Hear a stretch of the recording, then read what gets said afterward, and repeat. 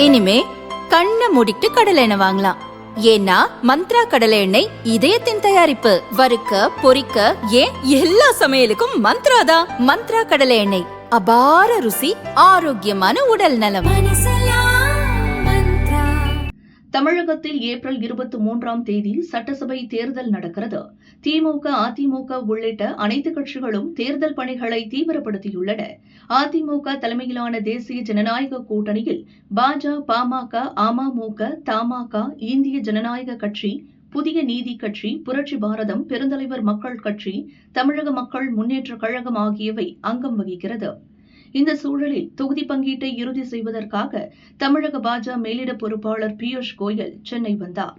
நேற்று கூட்டணி கட்சி தலைவர்களுடன் அவர் ஆலோசனை நடத்தினார்.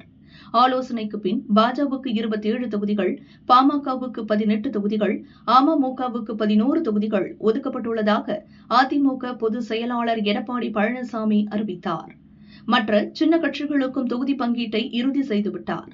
அதனால் எடப்பாடி பழனிசாமி தேர்தல் பிரச்சாரத்தை நாளை தொடங்குகிறார். மயிலாப்பூர் சட்டசபை தொகுதியில் மாலை 4 மணி அளவில் பிரச்சாரத்தை அவர் துவங்குகிறார். மயிலாப்பூர் கபாலீஸ்வரர் கோயிலில் வழிபாடு செய்த பிறகு அவர் பிரச்சாரத்திற்கு புறப்படுகிறார். ஏற்கனவே எடப்பாடி பழனிசாமி தமிழகம் முழுவதும் சுற்றுப்பயணம் மேற்கொண்டார்.